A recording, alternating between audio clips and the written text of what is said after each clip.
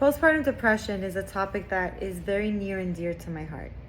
Not only is it a theme of psychology and mental health that I am certified in and I specialize in, but it's also something that I experienced as a mother. I had postpartum depression with my second child, with Rashi.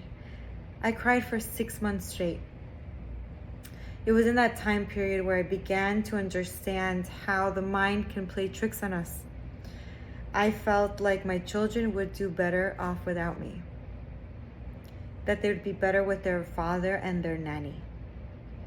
And even though both of them are wonderful caregivers, my children needed and need their mother. It was at that time where I started to recognize that perfectionism has a very ugly side. There's a lot of shame surrounding it. Shame because it needs to be silent. Not many people knew I was going through postpartum depression around that time. And I received support from two very dear friends of mine. And later I did go into therapy. But boy, were those months hard. It wasn't until a couple of years later where I went with a friend of mine to a conference on perinatal mental health. And one of the participants who was supposed to share her experience with postpartum depression couldn't make it. So my friend asked if I could step in. With so much trepidation, I did. And that was my first experience with dissociation, at least with awareness. I know that I got to the podium, and I know that I left the podium. But what I spoke about, I have zero recollection. It's like my mind, my mouth was talking, but everything else checked out.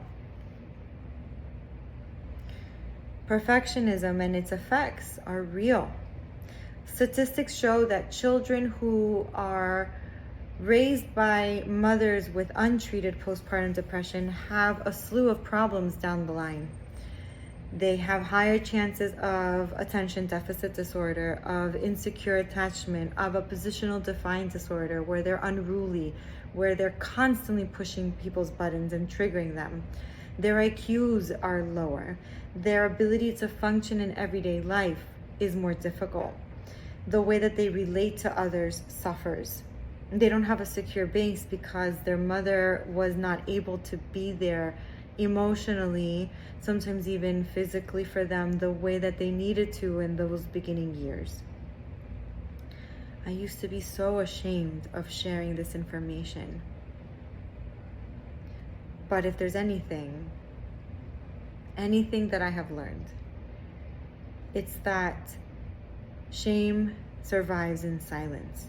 And the more that we speak out and up about these topics, the more we can help not just ourselves because we're validating our experience, but we help other people who are suffering through the same exact things. I'm happy to say that my relationship with my children is very secure.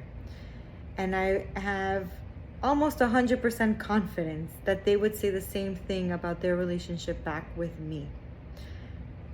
It's taken time, it's taken energy, it's taken a whole lot of faith.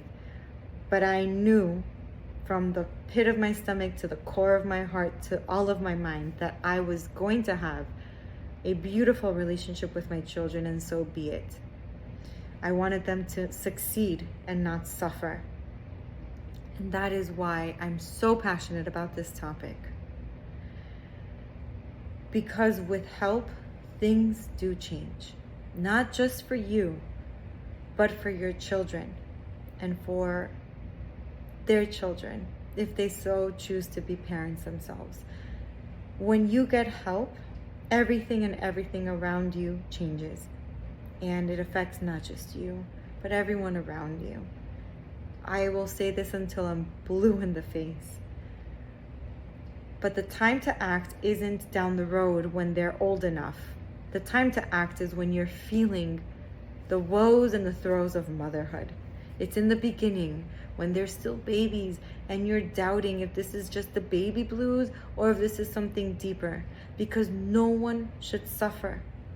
There's no reason or excuse for it. The more and the sooner you find help, the better you will feel, the more you'll enjoy your life. Because that is the point of all of this, is to go through experiences and to learn from them, of course. But the suffering and the resistance that comes along with all of that, that part is optional.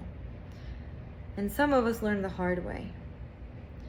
Some of us can also learn through the experiences of others and lower your ego and say, I'm not okay, but I have faith that I will be, because that is the only thing that counts.